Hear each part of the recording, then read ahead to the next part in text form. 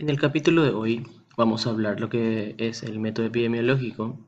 Vamos a centrarnos específicamente en lo que es la epidemiología analítica y la epidemiología experimental, a modo que ustedes puedan tener una idea acabada de qué hace cada parte de la epidemiología dentro de este método epidemiológico. La epidemiología descriptiva, que es la primera fase, ya la abordamos en clases anteriores.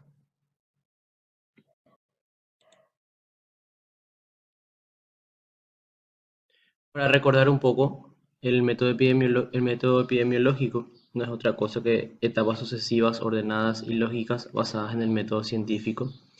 Su función fundamental es recolectar información, ordenarla, acerca de qué, de las características determinantes de la salud y la enfermedad en poblaciones, analizarlas y por último, confirmarlas a través de la experimentación. ¿Para qué? A través de este método epidemiológico, lo que uno busca es tener información precisa, concisa y ordenada para poder tomar decisiones. ¿Cuáles van a ser esas decisiones? Esas decisiones van a ser la aplicación o no de medidas de combate de la enfermedad que vamos a desarrollar en capítulos sucesivos. Para que recuerden, las etapas del método epidemiológico son tres. La epidemiología descriptiva, en donde se cuantifica, se describe la enfermedad y los posibles factores determinantes de la misma. No se basa en el simple hecho de mencionar la cantidad de animales, por ejemplo, positivos y negativos a una patología, o la frecuencia con que aparece una patología, sino en clasificar por la mayor cantidad de variables posibles para poder tener la descripción completa, por ejemplo, según edad, raza, sexo y otros factores que pudieran considerarse como determinantes de la enfermedad. Por su parte, vamos a analizar hoy lo que es la epidemiología analítica y la epidemiología experimental. Pero para poder hablar de epidemiología analítica, debemos primero conocer qué significa un riesgo. ¿Qué es un riesgo? Un riesgo es, en epidemiología, la probabilidad de que ocurra un evento no deseado. Ese evento no deseado sería considerado como el estado mórbido o de enfermedad.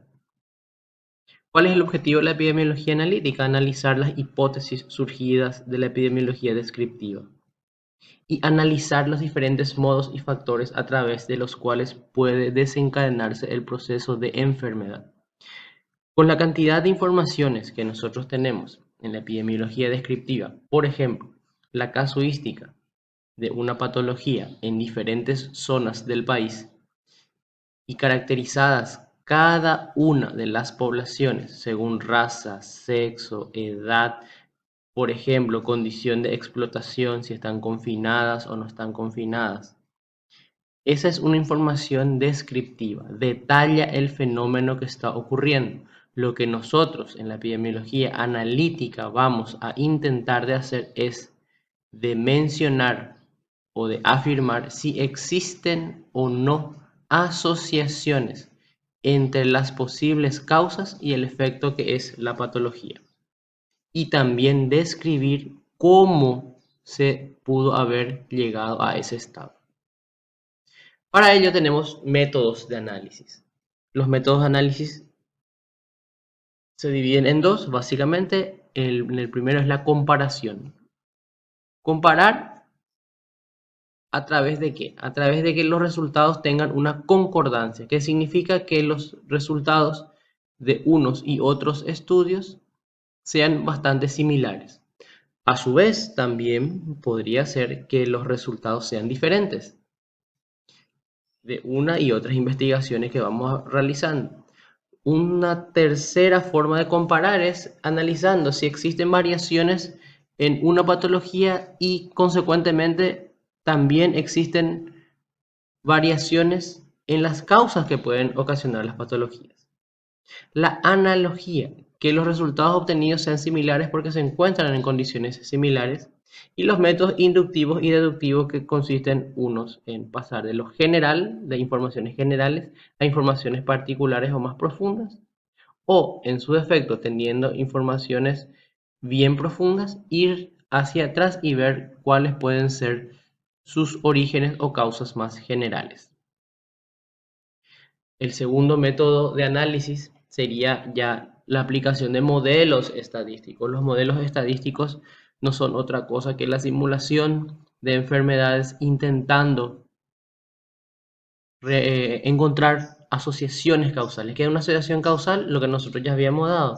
Atribuir como causa de una enfermedad o causas de una enfermedad a diferentes variables.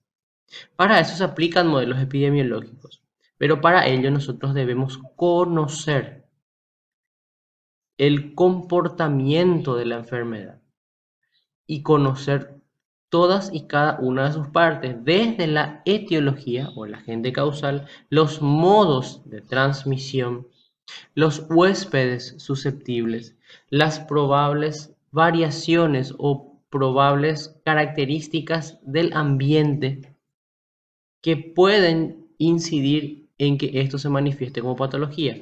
Entonces tenemos que tener en cuenta lo que es el criterio ecológico de la enfermedad, la triada agente, huésped, ambiente. Y por último, se aplican métodos matemáticos, estadísticos, para establecer esa asociación, y entre los ejemplos más comunes tenemos el ejemplo del chi cuadrado, que es para la comparación de proporciones, que quiere decir cuando usamos porcentajes. Entiéndase, hay 60% de enfermos en un grupo y 40% de enfermos en otro grupo. Quiere decir que hay una relación 60 de cada 100 y 40 de cada 100, es una proporción. Y cuando comparamos medias, por ejemplo, a través del T-de-Student, estos son valores cuantitativos individuales. Por ejemplo, el peso, por ejemplo, la presión diastólica, y estos tienen una distribución denominada normal o gaussiana, que es la que vamos a ver más adelante.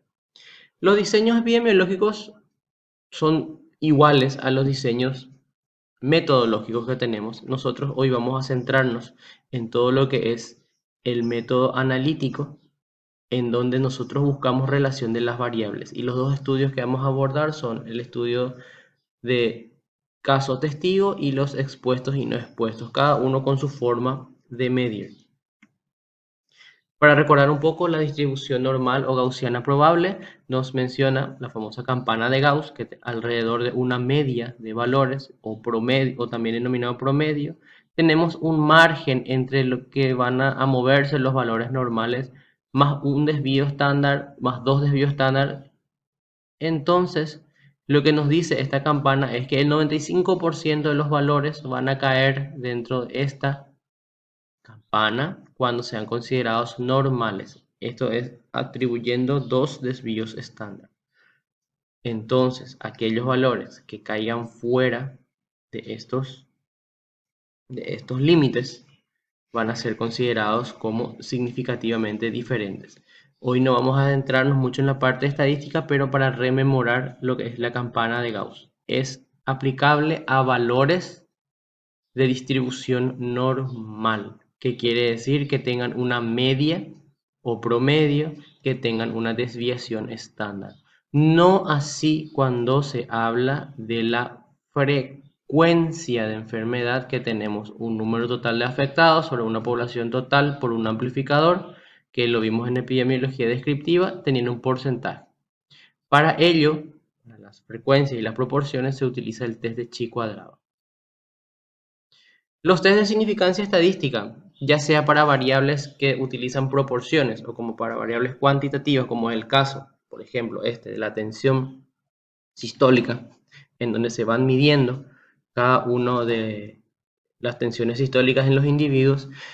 ¿Cuál es su objetivo? Permite investigar si los valores medios encontrados en dos grupos son significativamente diferentes. Es decir, que no son fruto del azar o aleatorios. ¿Qué quiere decir esto otra vez? Que lo que haya generado aquel aumento o aquella disminución en la tensión diastólica, si se encuentra por fuera de la campana, puede ser considerado como una de las probables causas de la alteración. Aquí tenemos la tensión diastólica, tiene una media. Aquí, por aquí están los valores que son considerados normales, hasta 190 más o menos del lado derecho, del lado izquierdo 80. Todo lo que salga fuera de la campana es considerado como valor anormal. Si nosotros investigamos, por ejemplo, las tensiones sistólicas en dos grupos de individuos y en uno de ellos tenemos un comportamiento anormal, investigando aquella causa de exposición, que quiere decir que nosotros manipulamos esa variable de tensión sistólica, allí vamos a tener que los valores apuntados son significativamente diferentes.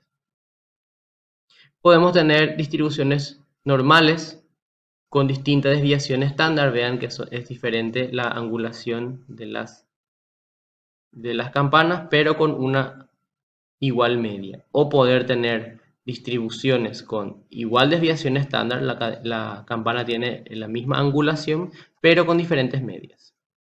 Vamos a pasar a lo que es el estudio de expuesto y no expuesto. ¿Qué significa esto? Este estudio compara incidencias de individuos que estuvieron expuestos y no expuestos a un factor de riesgo.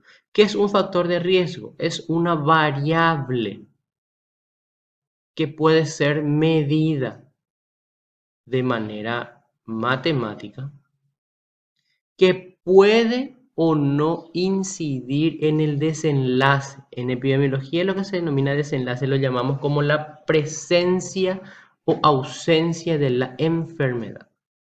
En este tipo de estudios se forman grupos en el presente que están expuestos a la enfermedad, perdón, que están expuestos al factor de riesgo y que están sin estar expuestos al factor.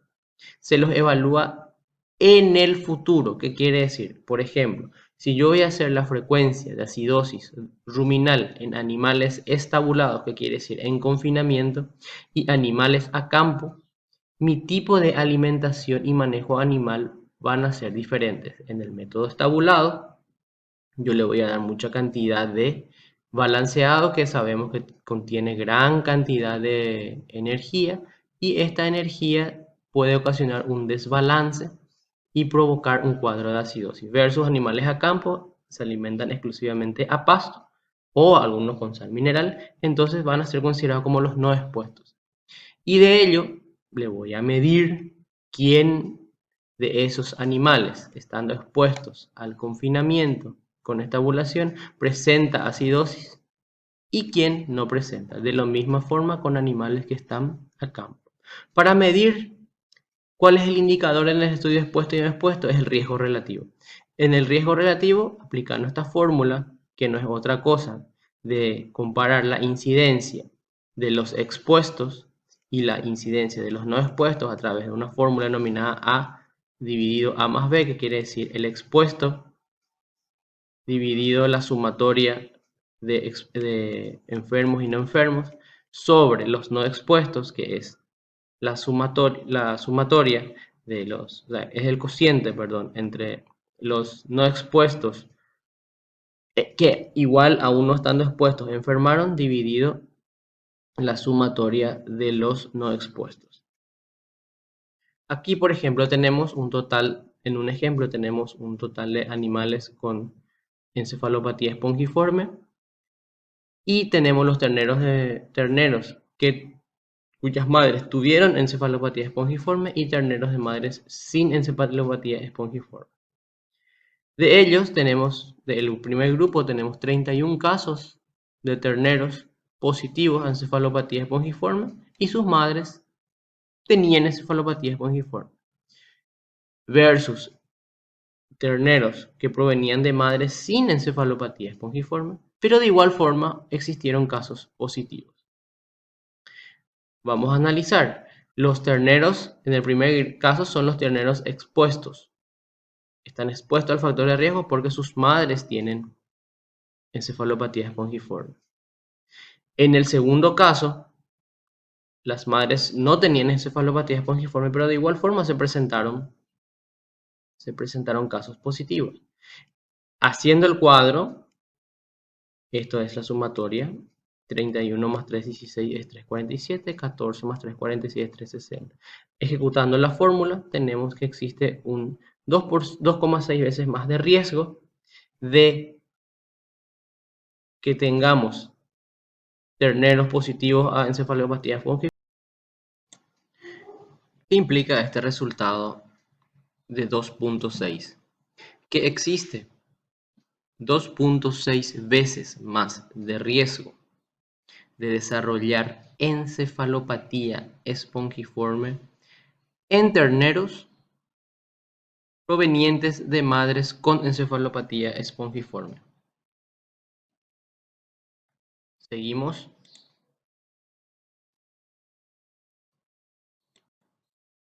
¿Cómo se interpreta el riesgo relativo? Si el riesgo relativo es igual a 1, implicaría que la exposición no tiene un impacto en el desenlace. Si es mayor que 1, la exposición al factor aumenta el riesgo de desenlace. Esto es una interpretación matemática con unas reglas que debe ser comprobada a través de un test estadístico, en este caso el test de chi cuadrado, para ver si existe una real asociación estadística entre la presencia de madres con encefalopatía espongiforme que dan terneros positivos versus madres negativas que dan terneros negativos. Nosotros, como objetivo del curso, vamos a basarnos en la interpretación matemática. Lo que nosotros necesitamos es que ustedes entiendan que en el tipo de estudio de riesgo relativo, yo hago un grupo en el presente de individuos que están expuestos al factor de riesgo, individuos que se encuentran no expuestos a ese factor y los estudio en el futuro.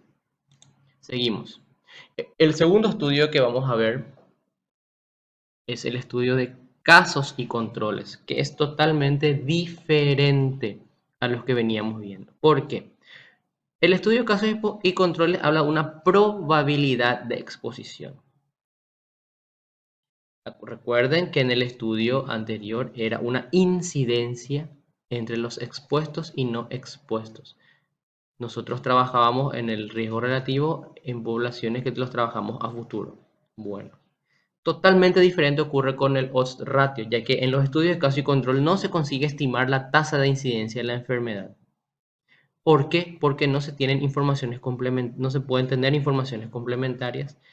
¿Por qué otra vez esto? Porque los datos de casos y controles que se encuentran en el presente se debe buscar en el pasado si estuvieron expuestos o no al factor. ¿Qué quiere decir? Yo tengo ya una planilla, por ejemplo, de resultados como los que vamos a ver, de animales que dieron positivo y negativo a una patología, pero nosotros no sabemos si estuvieron expuestos o no al factor de riesgo y tenemos que buscar esa información en el pasado. En un estudio de caso control no se puede calcular directamente el riesgo o probabilidad de ocurrencia de enfermedad. Sin embargo, se puede calcular la probabilidad de que aquellos casos estuvieran expuestos o no a la enfermedad, a los factores de riesgo, perdón.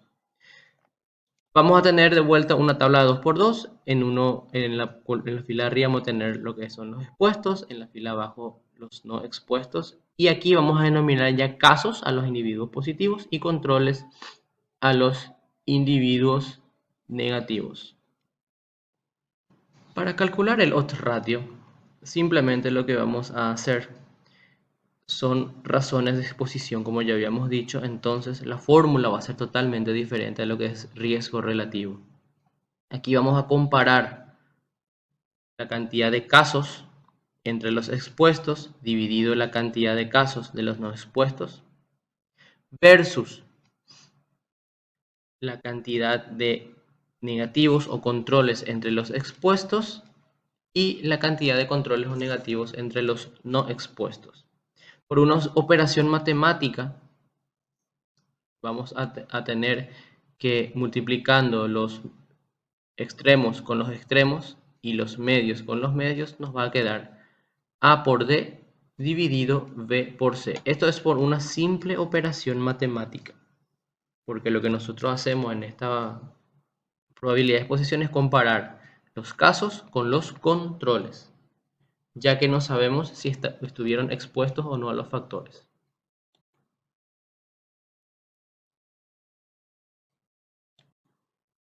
Aquí, por ejemplo, tenemos un ejemplo en donde existió una intoxicación por consumo de carne.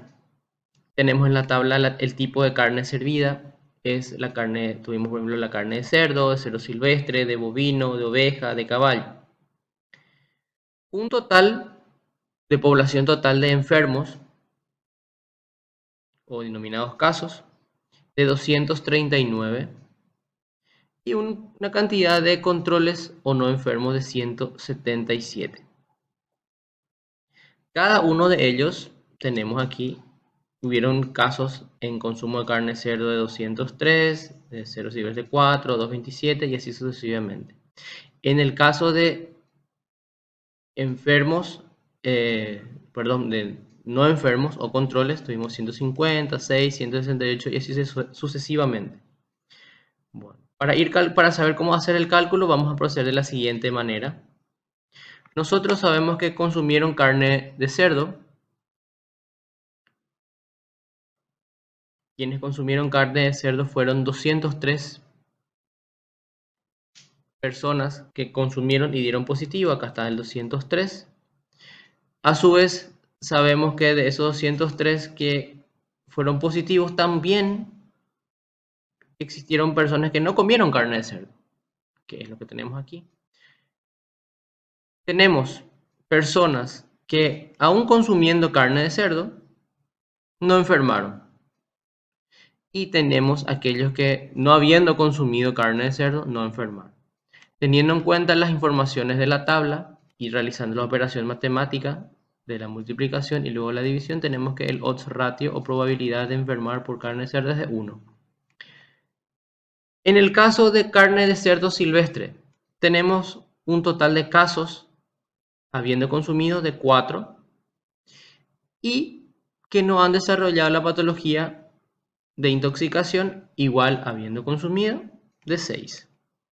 De igual forma, 235 personas enfermaron no habiendo comido carne de cerdo y no enfermaron sin comer 171. Así sucesivamente se van dando los ejemplos y hallando cada uno de los factores de lo que ustedes ven en negrita y subrayado para cada tipo de carne. ¿Qué nos queda luego de analizar esto? Tener nuestra regla de decisión, así como el riesgo relativo. El paso 1 es establecer el odds ratio y el paso 2 para estudios más profundos, estudios de maestría, ya sería determinar si es o no significativa cada tipo de consumo de carne con sus enfermos para ver. En lo que refiere a epidemiología experimental, para ir terminando ya, tenemos que su objetivo es precisar la veracidad de la o las hipótesis lanzadas anticipadamente y el valor de los resultados de los análisis precedentes. Es corroborar en un nivel, a nivel de simulación o reproducción artificial de los fenómenos, lo que nosotros pudimos haber recolectado, todo lo que es recolectado en la epidemiología descriptiva y en la analítica. El método de estudio es la reproducción experimental del fenómeno observado a nivel real, por ejemplo en animales de laboratorio o simulaciones en computadora. Este tipo de simulaciones en computadora es lo que nosotros en la actualidad con este tema del COVID-19 es lo que teníamos, una cantidad de datos descriptos, por ejemplo, de casos según población, según edad, según sexo, que esto es introducido en un software y permite predecir, por ejemplo, el comportamiento de la enfermedad a través del tiempo. Es básicamente lo que podemos nosotros hablar de lo que es epidemiología en su fase analítica y experimental. Los factores que tenemos que tener en cuenta en esto, en epidemiología experimental, es la elección de los grupos controles, los costos, las dificultades con episodios y causas múltiples. ¿Qué significa esto? Que aquí en la parte de episodios o epidemias y las causas múltiples van a ser motivo de análisis o de